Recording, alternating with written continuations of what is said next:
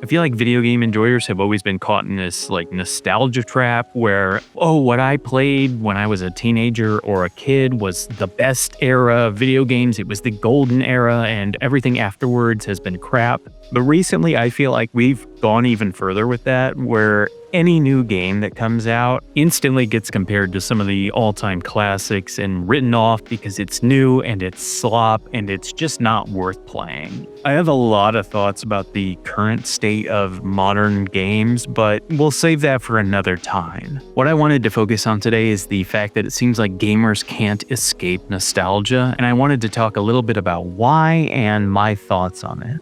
First, to give you some context to what I'm talking about, there's a lot of examples that have come out even recently. We just saw Black Ops 1 and 2 re-release on the PlayStation 5. And of course, I'm Unk. I played those games when they came out, so I had to pick them up. Even though I am terrible at them now, just getting to go back and spend time with those maps and play Call of Duty the way it was back then, it just kind of tickled a part of my brain that has been dormant for a long time. So yeah, I'm guilty of it too. Other recent examples though are we just saw the Halo Campaign Evolved remake come out, the Assassin's Creed Black Flag resynced, and Nintendo has basically made their entire gaming empire on nostalgia, right? Classic characters, classic games with familiar play styles. But even they are leaning harder into the nostalgia with their recent Star Fox remake and the announcement of the Ocarina of Time remake for the Switch 2. So what is it about people who enjoy video games and nostalgia? Why can't we escape it? In my opinion, it all comes back to the fact that it reminds us of a simpler time. At the end of the day, video games are an outlet for us. It's something that we've done to relax and relate to other people and maybe be competitive or just kill some time. So it's only natural that as life continues on and we have to focus more on our jobs or our families or chores around the house, that we long for a time when things were simpler, when all we had to worry about was paying attention enough in school to, keep some decent grades so your parents stayed off your back, but really all we wanted to do was get to the end of the day and be able to log in and play with our friends. That's not how life looks anymore for a lot of people. That's not how life looks for me. So I think that a lot of the times when we are longing for that simpler time where we had less responsibility, we're kind of drawn to the things we did then. Maybe the food we ate, maybe the shows or movies we watched, the music we listened to, and yes, the video games we played. So I think that it is, in a way, very natural for everybody to be nostalgic for when they were younger. A really good example of this is music. Somebody like my dad has listened to basically the same music he listened to when he was in high school and early college and hasn't really progressed past that. And I'm sure you guys know somebody like that in your life. Hell, even I'm guilty of that. Bands that I love are still releasing music to this day, and every time they come out with a new album, I am so excited, and I put it on Spotify and I listen to it, and I just can't get into it, man. I want to. I really, really want to, because it's music from a band that I love that, changed my life and was kind of the soundtrack to the best parts of my existence. But whenever I listen to the new stuff, it just reminds me of those old albums that I've listened to hundreds or thousands of times.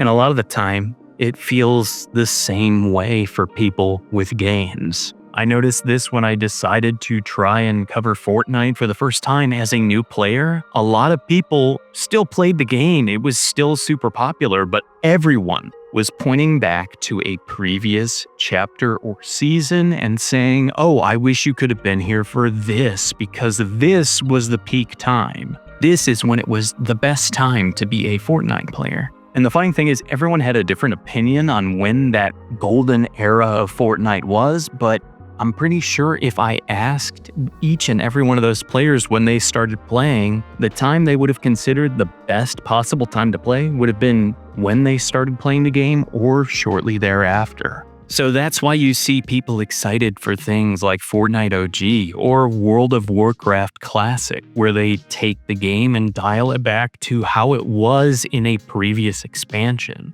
That's also why you saw people who enjoyed the Elder Scrolls games so happy with the Oblivion remake. They were able to go back to that time and kind of re-experience it with a few modern conveniences, but mostly in broad strokes, how they remembered playing that game. I think that nostalgia is more emotionally rooted than logically rooted, but it is a big part of what it means to be a human, in my opinion, and what it means to consume media as you grow up.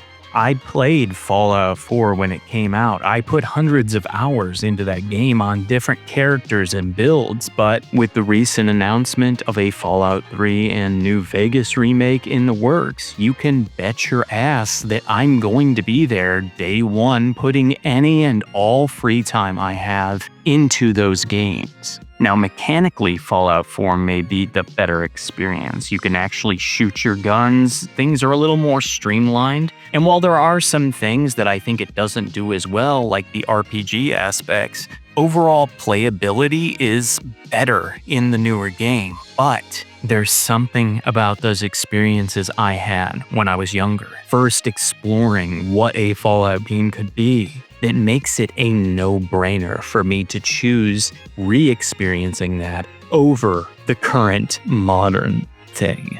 At the end of the day, I think that this is something that we have seen for the entire time video games have been a popular hobby. I'm sure there were people that thought Pac-Man was better than Mrs. Pac-Man, or complained that Super Mario Bros. 3 changed up too much from the original formula. I think it's just kind of made worse right now by the fact that so many people are unhappy with the current state of their favorite games or franchises. But nostalgia has always been there. It's been a powerful thing. And I think that it will continue to be a major guiding force for game development as we move forward. The cost of making games and creating teams that can deliver these products is only going up. So when a publisher is faced with either the choice of trying to make something new and exciting and possibly failing, or just polishing up something that they already know that the fans love, it's easy to see why they would trend towards choosing that second option. At the end of the day, like I said, I think that nostalgia is a natural part of just consuming media or being a fan of video games. It's only natural that we feel this way, that we experience this. But in my experience, nostalgia is a drug.